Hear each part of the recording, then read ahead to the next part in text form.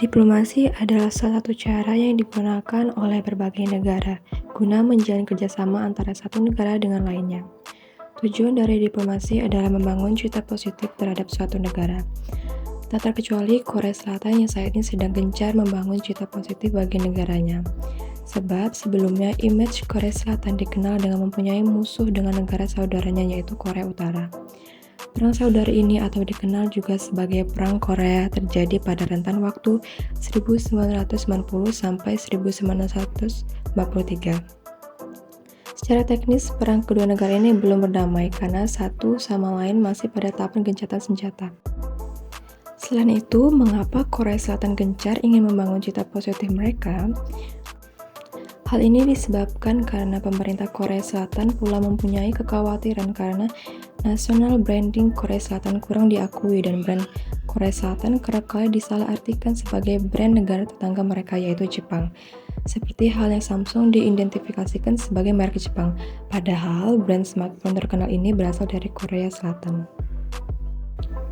Menurut saya, pengetahuan pembeli atau konsumen mengenai negara asal produk yang akan dibeli turut memengaruhi keputusan konsumen.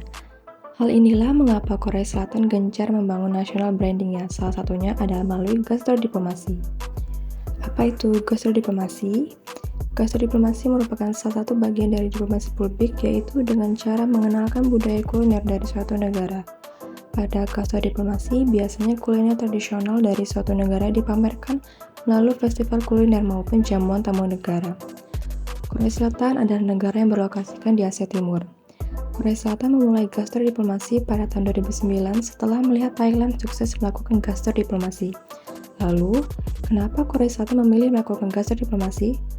Hal ini juga dimulai karena gastrodiplomasi secara khusus berfokus pada peran pemerintah dalam mempromosikan warisan kuliner sebagai diplomasi publik di luar negeri.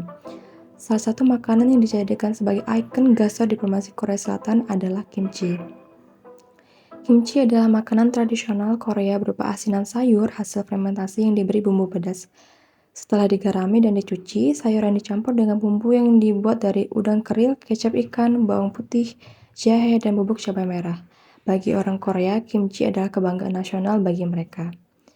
Sebagai contohnya adalah 2023 Kimchi and Korean Food Promoting in Jakarta yang diadakan pada tanggal 15-17 September 2023 lalu. Banyak berbagai keseruan yang digelar pada acara ini, salah satunya adalah memperkenalkan makanan Korea Selatan yaitu kimchi. Pada acara ini juga diperkenalkan bagaimana cara pembuatan kimchi itu sendiri. Kita pasti penasaran dong bagaimana pembuatan dan bahan-bahan dari pembuatan kimchi. Berikut ada cuplikan bagaimana bahan dan cara pembuatan kimchi.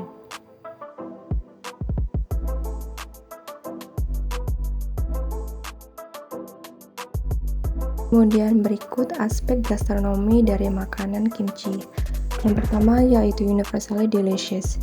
Kimchi termasuk makanan yang universally delicious karena saat ini masyarakat dunia sudah familiar dengan makanan ini. Banyak turis asing yang pergi ke Korea Selatan hanya untuk merasakan rasa otentik dari kimchi. Selain itu, di berbagai dunia pun sudah banyak restoran Korea yang menyajikan makanan ini. Bahkan, sudah banyak pabrik yang memproduksi kimchi instan. Yang kedua yaitu unik. Keunikan dari kimchi adalah perpaduan rasa asam, pedas, asin yang dihasilkan dari proses fermentasi memberikan rasa khas tersendiri.